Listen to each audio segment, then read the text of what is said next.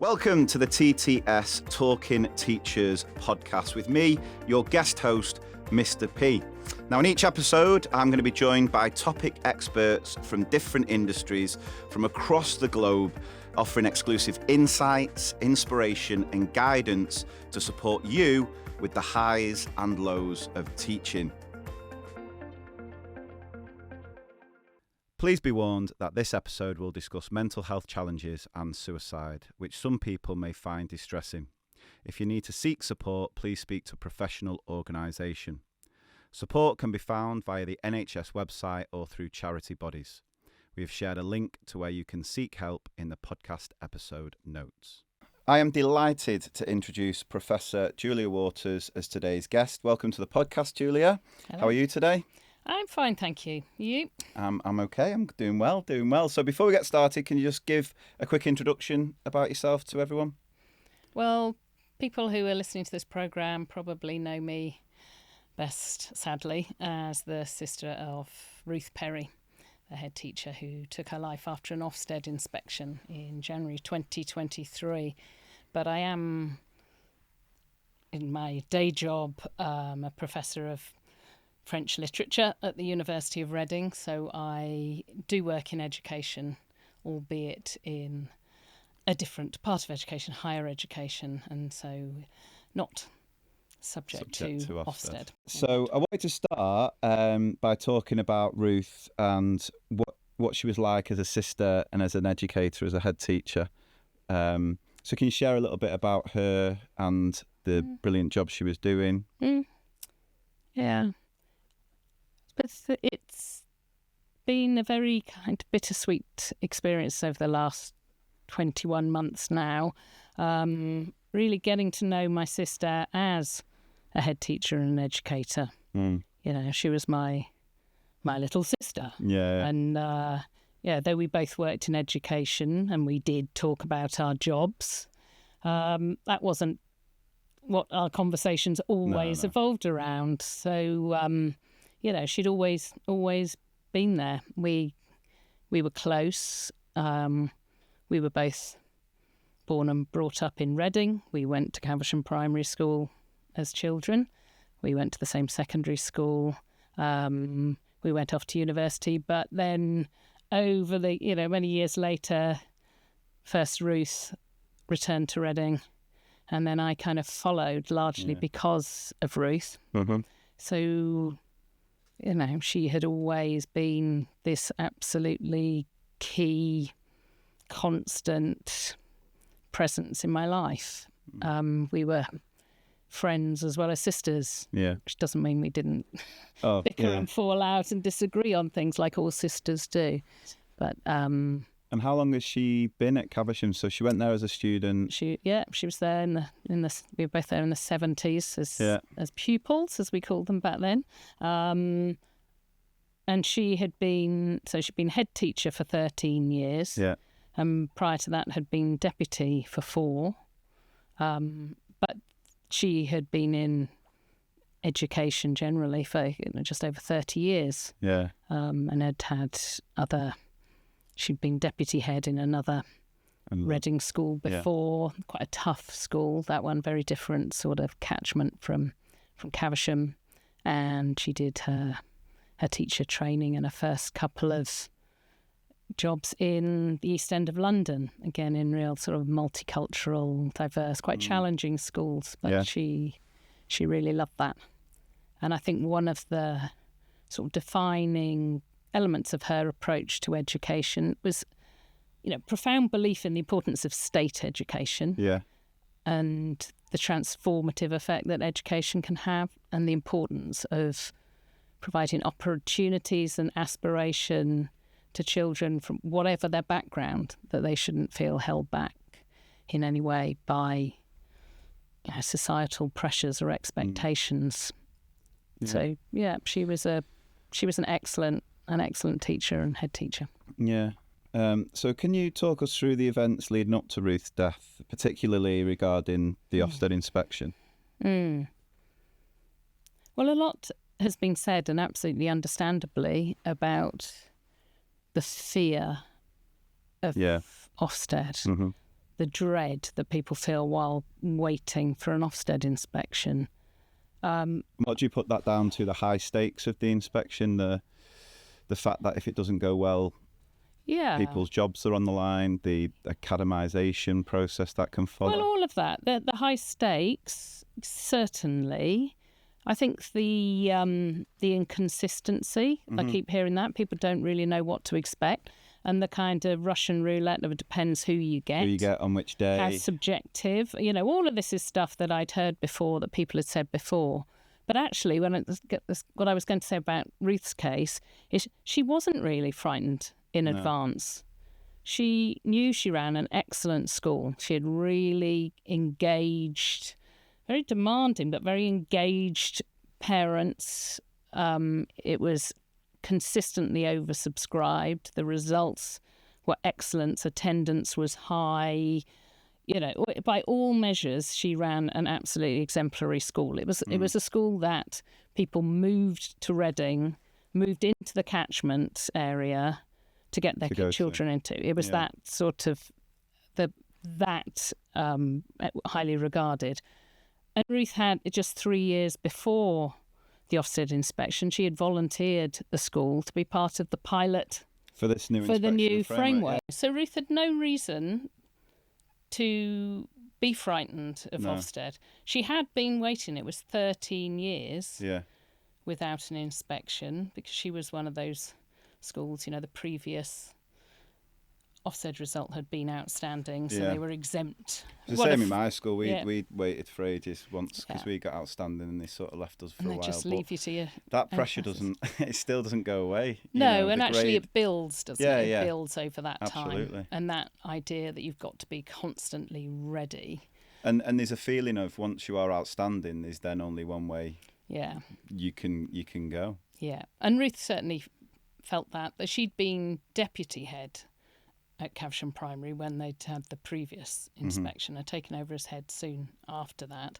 So, she played her role in that inspection, but she was always very conscious that she hadn't been the head teacher when that outstanding result had been achieved. But, as I said, the feedback, the engagement from parents, the results of the children, whatever, spoke volumes for the quality of the education and the experience. Did you ever speak to Ruth before the inspection about her views on Ofsted?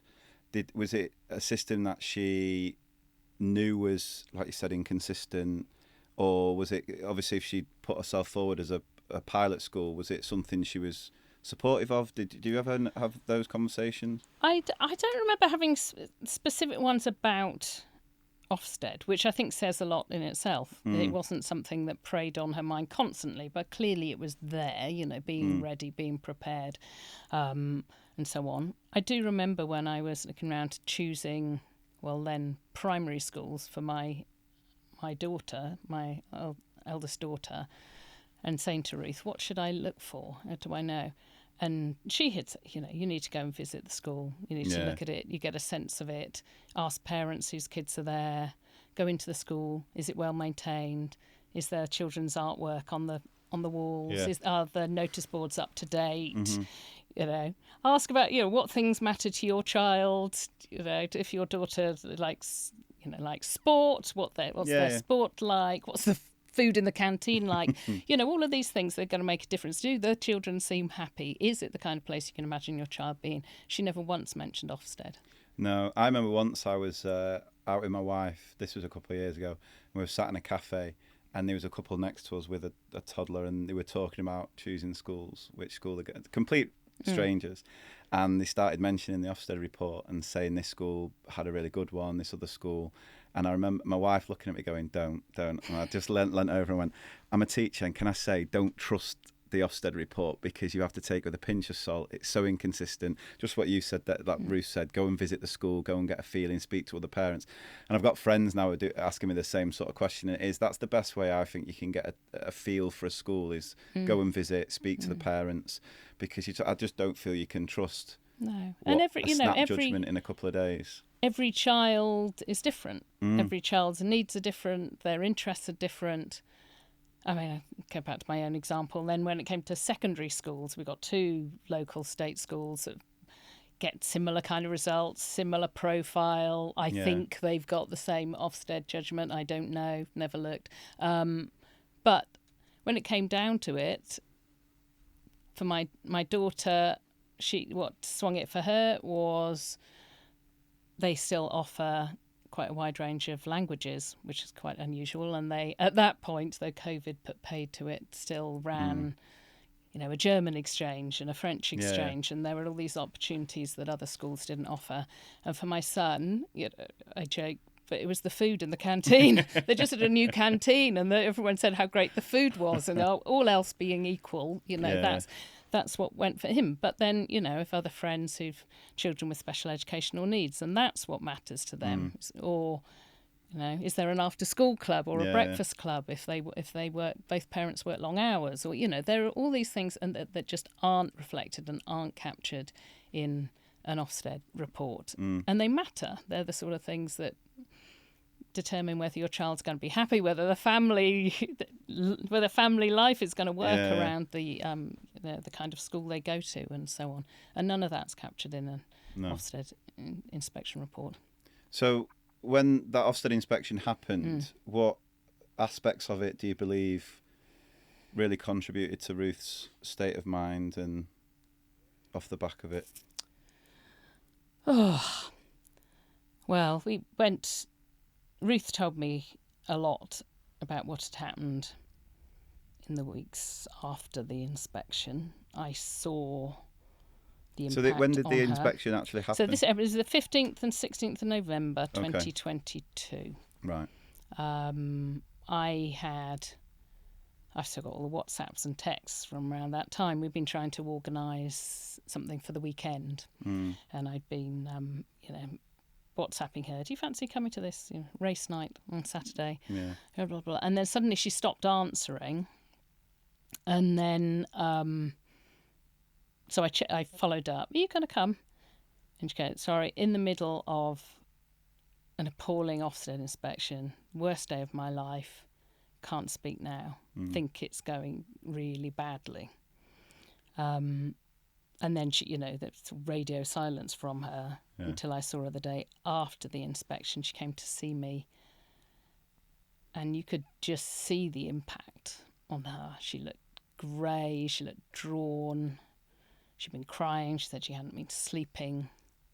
She was sort of shaking still. She was traumatised. It's, absolute trauma. And she said, that it had started right from the outset of the inspection. She had a meeting with the lead inspector on the first morning of the inspection to go through safeguarding. Yeah.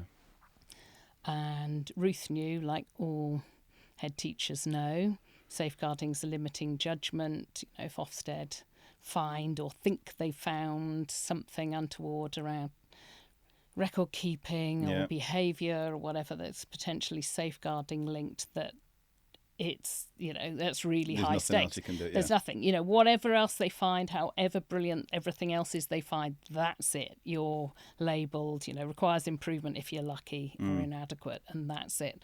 So I think she was shaken right from the start. It was completely unexpected. One of the other inspectors had been looking at the single central record and found a couple of missing risk assessments for some support staff. Yeah. They'd done all the DBS checks and all the other checks. There were just a couple of risk assessments for a couple of members of staff who were never left on their own with children. But that threw Ruth. They managed to put, the school business manager put that right by the midday of the first day of the inspection. But that threw Ruth. And then she said the inspector was like a dog with a bone. Like, aha, what have I found? Yeah. What have I found now? And then started going, I think that in the, Ofsted lingo, it's triangulation. You have to find these other these other things. So once he's made his mind up, it's all about finding evidence to justify that then? Well, it certainly seemed that. She said, Yeah. she felt from then on it was right. He was out to get me. He was going to find things to downgrade the school, and she knew what the consequences of that would be. So the school, for instance, it had recently got a new safeguarding sort of school system. Your teachers amongst you will know digitised, CPOMs. Yeah. They'd recently did that and were in the process of moving everything from written records over to the electronic records, and he found gaps in that, and some minutes from a meeting with social workers at local council that were missing, that were actually the local authority's responsibility. It goes on. So there were all these. I remember her saying he found little things and then just made a big deal out of them, sort of connecting a whole load of little slips and things that she could easily put right. The 2 days. The poor school, the 2 days were absolutely pelting down with rain. Now, you will know as a teacher, there's nothing worse. You get 420 primary school kids shut inside for 2 days. They start climbing the walls. It's very I often joke, if you get up in the morning and it's raining. Yeah. Is there any point in even going into school? Well, imagine having an Ofsted inspection on top of that. And so, he allegedly, the lead inspector, found some children in one of the classrooms up to things they shouldn't have been up to, and no one else witnessed it. He didn't want to hear from the children themselves. They said, we'll bring the children and you can talk to them. No, he decided, Just very much sounds like he had an agenda, and no matter what anyone did, wasn't going to change his mind so early in the... That's how Ruth felt. And the problem, the really sort of most upsetting thing, which the inspector was pretty much obliged to admit in the inquest, was Ruth was very quickly in such a state she couldn't answer his questions properly. He described her as, at one point she looked like she was in pain, non-verbal, shaking, crying, and yet he interpreted her inability to answer his questions, which she said felt like a barrage. She didn't have the time to answer one before he's asking another one. Show me this. You can't find it right. Show me that. Show me. He interpreted her inability to answer the questions as her not having the required knowledge of safeguarding, and not as symptoms of acute distress and shock and trauma. But it was. I would defy anyone in that situation to not be in that, so panicked and worried and stressed. No, it's not like these Ofsted inspectors don't know the consequences of their actions and what happens to a school if they do get downgraded. This is what breeds that fear.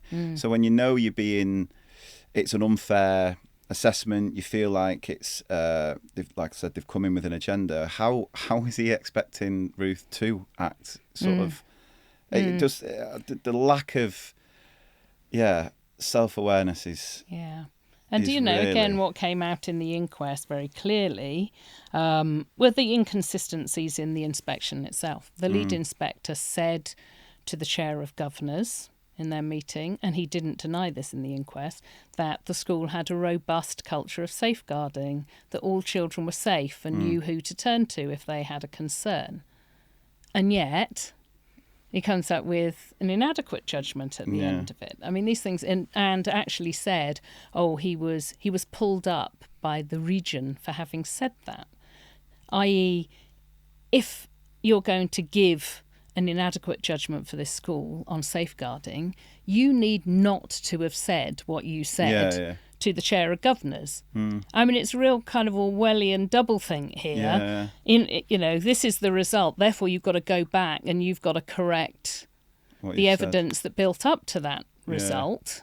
And that's kind of what they did with those consequences. And again, in the inquest, the lead inspector admitted there'd been a discussion in the feedback meeting about how long it would take to put the alleged safeguarding issues around record keeping right. And there was a debate about whether the inspector had said you could do it by the end of the week or before the report comes out. But the longest, they said, was before the report comes out, which is 30 working days. So, a month later, these things the lead inspector agreed could be put right. How is that inadequate? Yeah. How can that possibly be inadequate? How can you label a school, what Ruth saw as being her whole career, everything she stood for and she worked for, as inadequate with all of those consequences on the basis of some record keeping that could be put right within a month at the latest? Yeah. And all other aspects of the school were at least good. It's infuriating. Absolutely infuriating. Now, obviously, off the back of the inspection, Ruth's mental health did deteriorate. I'm right in thinking there was never any signs before the inspection that Ruth struggled with her mental health. No. It was just after that. I mean, this is one of the things I think, listeners should be really conscious of. There's a lot of inaccurate information or generalising information out there about suicide. Yeah. And, I had no reason to become an unwitting expert in suicide and suicide prevention before. So when Ruth did take her own life, the rest of our family did do quite a bit of sitting around going, were there any signs before? Yeah. How could we have seen this coming? What else was there? It was horrible. It was a horrible part of the process of thinking, actually maybe Ruth was hiding something from us. There was a bit of me for quite a while worrying that, when it came to the inquest, maybe, when medical records were disclosed, we'll find out Ruth had a long history of depression that she'd hidden from all of us. Yeah. But no. Those medical records came out and there was nothing. She'd been in the same GP practice for over 30 years. Nothing until that Ofsted inspection. And then they're referring her to the mental health crisis team 4 days after the inspection. It was that sudden. It was that brutal. And, something that I've learnt since about suicide prevention, is that actually approximately 70% of suicides, there's no known history of mental illness. 70%. Yeah. So we're focusing on that 30%. Mental health provision is focused on that 30%, but 70% have no history of mental health. It quite literally could happen to any of us if pushed into the most extreme circumstances. And for that 70%, the suicidal crisis tends to be triggered by a sudden traumatic event. Right. And then that's compounded by feelings of shame, feelings of entrapment. You've got no way out. Often it's people, whatever that event is tied up with someone's very strongly with someone's sense of identity. Yeah. And then you add to that in the Ofsted situation, Ruth was explicitly told she couldn't talk to anyone about that result. I mean, it's a really, really toxic and dangerous combination. Yeah. And as I have found, Ruth was not the first by a long way. Well, I was just about to say that because I think the news, it happened in the January and then the news was the March.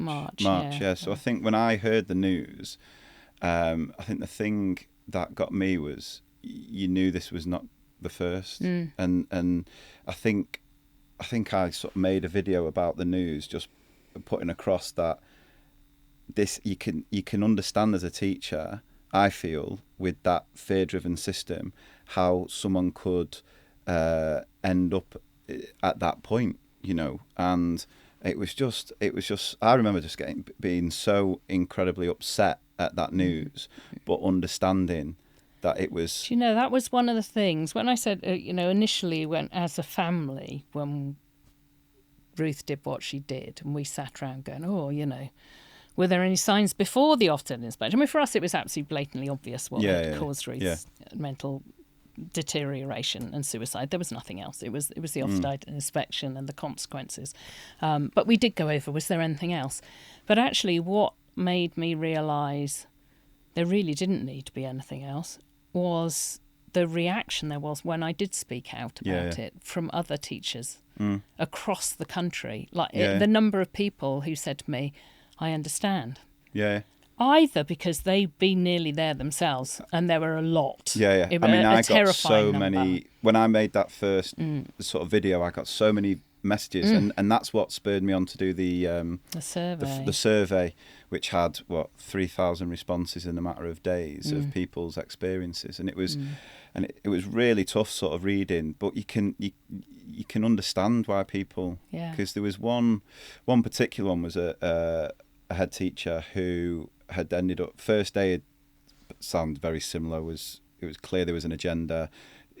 They knew they were never going to be able to justify anything other than this inadequate. And he messaged me saying, on that first day home, I left school at 11:30 at night, and I knew I wasn't going to make it home. And you just think, oh, it's heartbreaking. It is. But even those who haven't been pushed to those limits, and there are a terrifying number who have and are still being pushed that way. But even those who haven't, the number of them said, I can understand. I understand how, teaching and being a head teacher is not just a job. No. And how tied up people's sense of identity is with the job, with the school, with their standing in the community, with all of those things. So they could understand in the abstract, if not because they've been there themselves, how devastating a bad Ofsted inspection could be. And am I right in thinking that, obviously, since you've been so outspoken about this, you've had or heard of stories since Ruth's death of similar things happening to other head teachers? Potentially not as regularly, but it's still some absolutely appalling. The inspections themselves are appalling. The inspectors have learnt nothing from this mental health training if they attended it.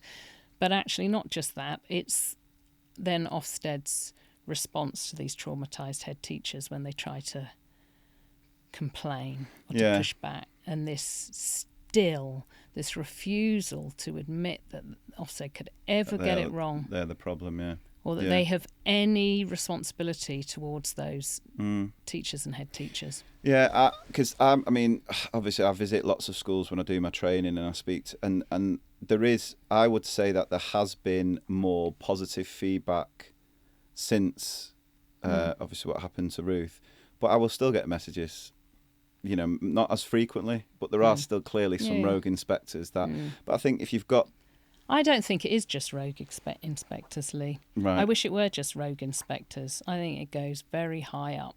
It's the whole system. I mean, Christine Gilbert, in her learning review for Ofsted, spoke about Ofsted's defensive and complacent culture, that there's still this attitude that Ofsted can do no wrong, that they're somehow infallible. They've got had no systems, no performance management systems, and that was letting inspectors get away with being unpleasant, was a quote from someone within Ofsted. It's still, that hasn't changed. That was the response to Ruth's death.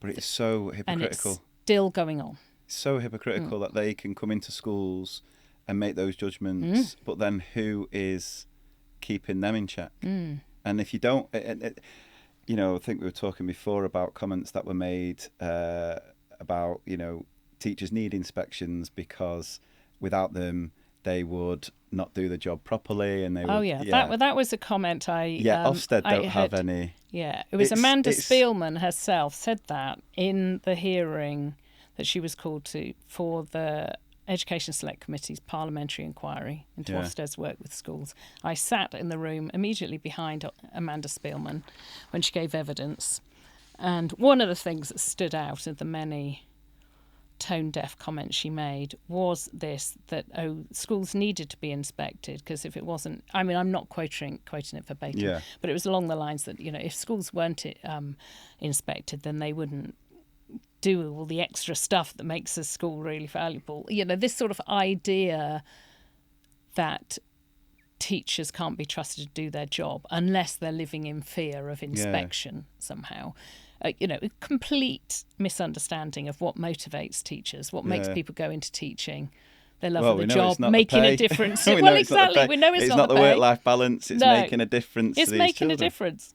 Yeah. And actually, that's one thing you say about the pay that I sort of slightly take issue with the unions over. I absolutely agree that teachers and university staff ought to get paid more. We do a really important job. We're very well qualified. We have expertise, and we don't get paid enough for it. But I don't think that's the main issue for teachers. Oh, that's not the main reason teachers are leaving. No, but it's not the reason that motivates people. No one goes into teaching because they want to make lots of money, do they? No. So actually, if people were prepared to put up with a okay-ish salary and not exceptional salary, if they get a decent workload, if they're given some autonomy to teach the things that they enjoy and the way they want to teach it, there are probably some people who go into teaching believing, as the vast majority of the public still seem to, that you get great long holidays and shorter working days than everybody else. You soon disabuse of that. But frankly, it's the unsustainable workloads. It's the expectations that schools have to somehow come up with solutions to society's ills that are beyond them, that have nothing to do with them. Those are the things. And Ofsted, the fear of Ofsted that driving teachers. Well, I just think that all links together, because I think if you break down why workload has continued to go through the roof, it's mainly down to Ofsted, whether that's directly or indirectly, because I think some school leadership can use it to put more on teachers, and sort of, again, comes from that fear. But I talk about all the time, this new inspection framework that came in from Ofsted, there's not a single teacher in this country that can turn around and say, my life's got easier because of that. Because the workload that comes now with these deep dives and having to be a subject leader, all that work that goes into proving that if you do get the call, you've then got to go through all this deep dive and the conversations and the reams upon reams of evidence to show the progression of this subject across a school. That had and you can't do that within your working hours. So and so I just find it so hypocritical of Ofsted when they turn round to a school and they ask questions about well-being and workload when they've just got such a lack of self-awareness that they're the reason causing it. But again, that culture of not having anyone to hold them to account, it's going to, I know I said about rogue inspectors, but in some ways that then can breed that mentality in some inspectors where they think they're invincible. They can go in with agendas, they can go in with, and not have that sort of just a complete lack of awareness of the impact those bad grades can have on people. Yeah. And I just wonder with some of them, not all. I keep being assured that there are decent people doing. I'll be honest. Well we had an Ofsted inspection in, I think it was May, and I have to say the 3 Ofsted inspectors we had were very fair. Which they should be. They should all be. But the fact I'm having to say that, exactly. That's the point. Phew, we had some fair inspectors. It was always that we were lucky. It's that we were lucky that we got a few of the good ones. But there are certainly some, I think, I do wonder and look at them and go, what would you do if you weren't an Ofsted inspector? What job would you do? You get the power from being an Ofsted inspector. You got the badge, you got the power. You're untouchable. Try that in any other environment and try to get away with it. So let's talk about the Gilbert Review and the parliamentary inquiry. I mean, what were your thoughts on that? Were you? I think they were very. So, for anyone who isn't aware, what were they? Well, there were 2 different things. So we've had, we now have a new government. We have Bridget Phillipson promising Ofsted reform, and she has 3, at least, really important documents that, in my opinion, if she follows them, teachers will have a much better accountability system. So there is the Prevention of Future Deaths report from my sister's inquest, and the brilliant coroner, Heidi Connor, who seemed to understand the Ofsted inspection system and all its flaws better than many people working in Ofsted do. The recommendations she made need to be followed in the spirit as well as to the letter. And then yes, I think on the back of the outpouring of distress and anger from the teaching profession following my going public about what had happened to Ruth, the Education Select Committee had a very long and thorough, paid for by the taxpayers' money, parliamentary inquiry into Ofsted's work with schools, and heard evidence from Ofsted, from the DFE, but also from large numbers of teachers, head teachers, education groups, researchers, whatever. It was a very long, very thorough inquiry. And they also came out with a long list of recommendations for things that need to change. As a matter of urgency, here we are, however much later. And then one of the criticisms of Ofsted by the coroner at Ruth's inquest that they hadn't conducted any kind of learning review into Ruth's death. Just assumed that they just tried to find evidence to justify that inadequate result. So Christine Gilbert was commissioned to do an independent learning review of Ofsted's response to Ruth's death. So this came after the coroner's... That's the most recent thing. It came out at the same time as the big listen results. Yeah. And, they certainly tried to bury that one in all of that paperwork.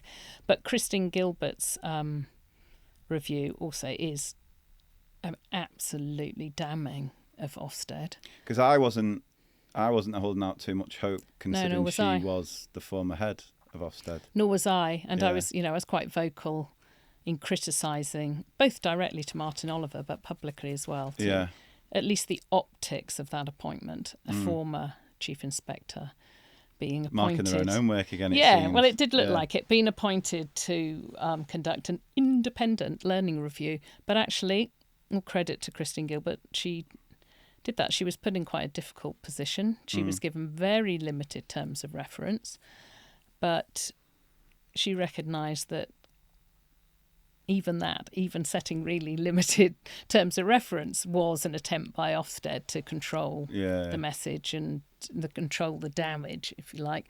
And, her review was absolutely damning about the culture in Ofsted and the culture that persisted in Ofsted. This wasn't just immediately after Ruth's death, but still. Did you find it incredibly frustrating, Ofsted's response, when the news did break about Ruth? Was it? I'm right. I don't know if frustrating would have been the word. Yeah. Was it not a case that they, at first, just sort of there was denied? No response. There was no response. There was just sort of silence for ages, and then then there was a press statement that said something along the lines of Ruth Perry's death was a tragedy. Our thoughts remain with her family. Well, how can you? I'm a linguist. Thoughts can't remain with someone unless they were there in the first place. Yeah. Our family has never received any form of condolences or apologies directly from Ofsted. No. If they were expecting my aged family to be looking on Ofsted's website to find the press statement, to find those condolences, I don't know. So obviously, off the back of the Gilbert report and obviously the Big Listen survey, Ofsted have now made reforms. Thoughts on what's been announced? Is there anything that you are happy with that you think actually is a step in the right direction? I'm not entirely sure. The government, obviously, it was the government that announced scrapping single word, two-word judgments, which is good and is good symbolically. And they have committed to further reform. There needs to be really, really radical reform. Ofsted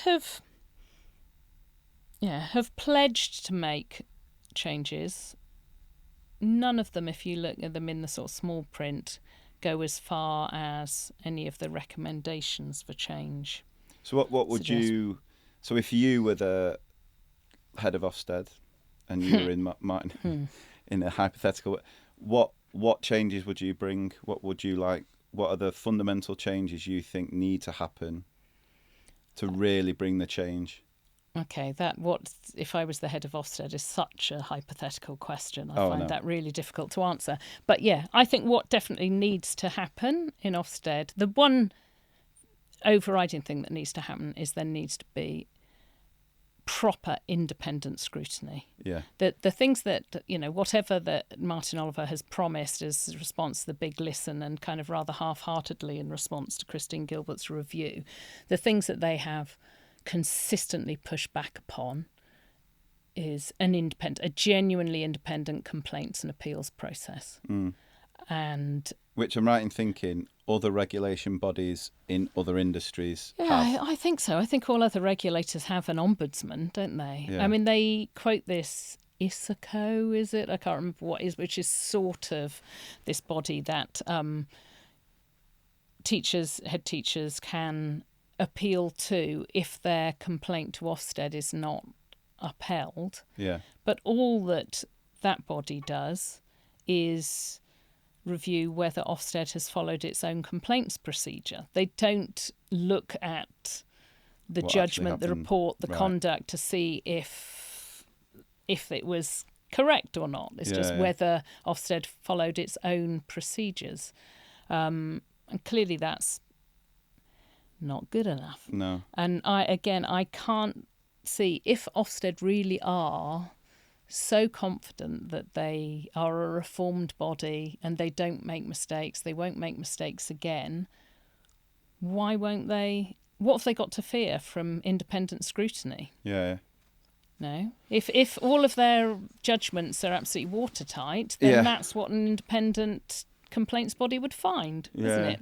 Yeah, but that's, I think, unless that happens, this is why schools are going to continue to feel so... Yeah, no one's going to trust... defenceless and, no one... the thing that beggars belief, really, is if, Ofsted needs to rebuild trust, I mean, big time. Oh, absolutely. I think Christine Gilbert said, this is sort of an existential threat to Ofsted. They need to prove that they have changed. They need to prove that they can be trusted. But unless they're prepared to hold themselves up to the kind of levels of scrutiny and accountability they expect of those they inspect, then no one's going to trust them. No. Because on what grounds can we trust them? And I keep hearing the most appalling stories of brutal, unfair Ofsted inspections that have left teachers and head teachers in a complete state. And when they appeal, when they complain about it, the complaints aren't upheld because there's no evidence of, for instance, the poor conduct of the inspector. Yeah. Well, how is there going to be evidence of poor conduct of the inspector who's writing the evidence base? Yeah. I mean, it's almost as if schools should... I mean, I don't know if this can happen, but, can they be recorded by the school? That's what I think they should. I think, the things that the school can do to protect themselves is... just ensure there are no one-to-one unrecorded meetings with an inspector. During that Caversham primary inspection, Ruth had, I can't remember if it was 8 or 9 one-to-one meetings, just her and the lead inspector. Given that the first meeting she'd had in the first morning, she came out of in tears, unable to speak, saying, I need to get out of here, and threatening to walk out of the school. Well, I mean, what happened in that? She then went on and had another 8 meetings, one-to-one with him. There should be, and again, if Ofsted inspectors are conducting themselves properly, they've got nothing to fear from being recorded or from having a witness to those meetings. I mean, I've had a number of stories where schools have said or teachers have said that the inspectors have said one thing in a meeting, then publish something completely different in a report. So I think, I don't know if that it's something schools can do, but I think it's and that worth evidence base. I mean, I couldn't believe it when I first found this out about the thing. The sort of the evidence base of an inspection, which is what's used in the quality assurance review process, is written entirely by the inspectors. The schools don't get to see it. So how can a school defend itself when it doesn't know what it's defending itself against? If an inspector has, and give them the benefit of the doubt, made an assumption that isn't backed up by evidence, then the school ought to be able to see that and go, now I understand why there was this misunderstanding. Let me explain. Here you are. But no, they don't. The school doesn't get to see that evidence base, even when they're making a complaint. I think it ought to be completely standard process that one stage of the inspection is the head teacher and the chair of governors get to see the evidence base and sign it off as an accurate reflection of the inspection. Yeah, there's some transparency with it. There's some transparency. And, there may be bits that need to be redacted where, someone has said something confidentially to the inspector. But otherwise, why not? Yeah. No, I completely agree. So I think that's that. For me, the thing, if I were head of Ofsted, if Ofsted genuinely want to redeem themselves, there has to be some independent scrutiny. That, the complaints procedure being independently overseen, take a lot of work out of Ofsted, who claim they're overstretched, but it would also, should reassure Ofsted, and it would go a long way to building trust. I think if I was head of Ofsted, I would do what clearly needs to be done and weed out some of the old wood that clearly doesn't want to change and that is prepared to defend the status quo, whatever. Yeah, because it just feels like it's not a supportive system at all. It doesn't, Ofsted really should be a regulation body that once a school has had an inspection is coming away with not this sort of dread, this fit, but just sort of knowing what they're doing well, what they can improve on. But the thing that frustrates me about Ofsted is they'll make these snap judgments, but they don't then offer any support. So if a school is struggling, they're not then... Do you know what I mean? It's not a case of like, well, we think you're struggling with this, but what we can do is we can team you up with this school who's doing it really well. It's like they just come in, make the snap judgments and leave an absolute devastating picture. Yeah. I mean, something that really struck me in the inquest into Ruth's death was a school improvement officer from the local authority who had known Ruth for years and came in and was sort of working with Ruth after the Ofsted inspection, who spoke very eloquently about what a brilliant head teacher Ruth was and why the LA had absolutely no worries about her. Ironically, Ruth had recently been appointed chair of the local Children's Safeguarding Board. You know, she knew her safeguarding to do. So this school improvement officer came in and at the inquest said the problem was, Ofsted left having said, your systems aren't up to scratch and, there's the potential of risk to pupils or whatever. And they didn't know, this school still didn't really know, other than the key things that they picked them up on, what they had to do to put things right. Yeah. Obviously, with all the work you've done and everything that's happened after Ruth's death, are you hopeful and positive about our education system? Do you think we will eventually get to where you want it to be, or do you still hold reservations that it is a system that is going to continue to cause the sort of negative mental health impact on teachers where so many are leaving? I mean, I often worry about the sustainability of... the profession. There's so many leaving. The current government has, made a manifesto pledge to increase the number of teachers. Well, to recruit 6,500 new teachers a year.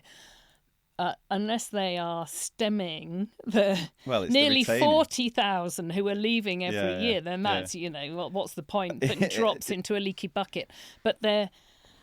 Because if they do recruit the 6,500 and then, what is it, a third of them leave in it's like cannon fodder, isn't it? It's just but they are teachers are leaving the profession at a shocking and unsustainable rate, and which for me is so frustrating because I think it's the best job in the world. But we've created a system that preys upon teachers' goodwill and dedication to underfund it, create that fear as we've talked about, and I just find it so frustrating because ultimately. Obviously, that knock-on impact it has on teachers then inevitably has a knock-on impact on the children, who are the most important part of it, So I think the current government, the Labour government, has said a lot of the right things. Has certainly, set out to try and reset the relationship with teachers. Does at least seems to understand the pressures you're under, and respects the important job that you do in very difficult circumstances. I really, really hope that they are up to the job of doing the radical reform of Ofsted that's needed. They're getting rid of single word judgments and then leaving Ofsted to sort out what the new scorecard is going to look like. Which could just manifest into the same thing. Just morphs into. It could be worse. The danger is it's worse. You're adding more categories into. Yeah. Because I saw a funny tweet where it's like, this could easily go from a school saying we're outstanding to coming up with the acronyms of... for each category, whatever it is, and it's. But I think schools don't help themselves with that by buying into the system. No, like I've said for a while, you're going to put a grade up as a poster outside your school. You're basically supporting a system that is having that. I think there's that. What can teachers do to help themselves? What can teachers do to improve a lot? Stop giving credence to Ofsted. Stop it. If you're a head teacher, do not act as an Ofsted inspector. Do not kid yourself that little you, are going to be able on your own to make it a better system. Just don't do it. Don't do that to your colleagues. If you are lucky enough, phew, what a relief to get a good or an outstanding Ofsted judgment. Do not brag about it. Do not put a poster up outside your school and emblazon it across your school logo. Have some humility. Recognise that you were lucky, others aren't, and show some sort of camaraderie and solidarity to those who don't have decent inspectors coming in and recognising the strengths of the school. And actually, there will be schools. There are schools, we all know them, that are struggling. There are head teachers who are, for all the best will in the world, promoted beyond their capabilities, and they need some support. It does not help them if the school down the road is going around bragging about being outstanding. Reach out, help, support them, be collegiate. But remember that culture's created that rather than that collaboration and support is dog eat dog. Pupil numbers and the way it all builds into that. These artificial divisions that have been preyed upon and built up between, in school levels, between teachers and head teachers, between one school and another, between parents and teachers, between the well-being of teachers and the well-being of children. It's nonsense. You all want the same thing. You want what's best for the children. You want to provide them with, keep them safe, provide them with a good education, set them up well for life. Everybody wants that. And it's not a matter of us against them. Children are only kept safe if we put the teachers in danger by putting them through this mill of inspection. No, so I think, there is something. I think the teachers who are too scared to speak out, who, it's almost like a Stockholm system, who just do what, Ofsted said we're good, so we're happy with that. You got this whole combination, these contradictory things that don't help. You need to, remember why you're in education. Remember what it's for, who you're there for. Work together. Education is at its best is all about collaboration and fostering partnerships and working together. And Ofsted goes completely against that. So undermine Ofsted. Don't undermine yourself. Don't undermine education. Don't damage the opportunities of children because you're too keen to please Ofsted. It is a bit claiming back some power. I think that's what we've got to do as a profession, because we are the ones doing it day in, day out. We will know more. We know our children better than anyone else, and so I think what we need is a system where teachers can start getting a bit more confidence in their own ability. Which is it's going to take a long time. It is. It's not. But I think can definitely happen, and I think obviously having conversations about it and opening up about things is definitely a step in the right direction for sure. So as we come towards the end of our conversation, I know we started talking about Ruth, or finished talking about Ruth. What do you believe were Ruth's most significant contributions to education? Oh, that's so hard.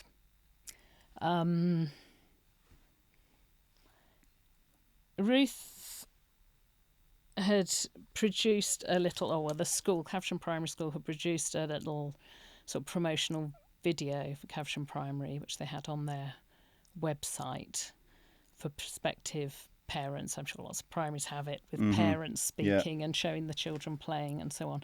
And it ends, this little video, with Ruth talking about her own memories of being a pupil at Caversham Primary herself, and how fond those memories are. And I share that feeling. It's always been a really lovely and special school. And she says in the end of it, if the children leave Caversham Primary with as fond memories as I have of the place, then I will be very happy. And as you can probably see, it's upsetting to think of Ruth talking about happiness and fond memories of a place that's caused, is now associated with such trauma and such sadness. But that, for me, is what Ruth was all about. It was about happiness, and it was kindness and aspiration and opportunities, and those little children going on to be well-formed, successful, the best version generous adults who contribute to society. And that's the kind of adult that Ruth created through her school and through education. She was a brilliant teacher. Yeah. And she was a lovely person. And it's just so sad that she's known throughout Reading for all of the right reasons as well as the wrong ones. And it just pains me that she's known more broadly because of the terrible circumstances of her death, and not for all the wonderful things she did in her life to improve other people's lives. Yeah, and the hundreds of lives she's impacted with the incredible job that she's done. Yeah. Well, I think that's a lovely place to end the discussion, if that's all right. Thank you so much for opening up and talking to us. Really do appreciate it. And it's good to meet you at last. It is, yeah. Finally meet in person. Yeah. Thank you very much. Thank you.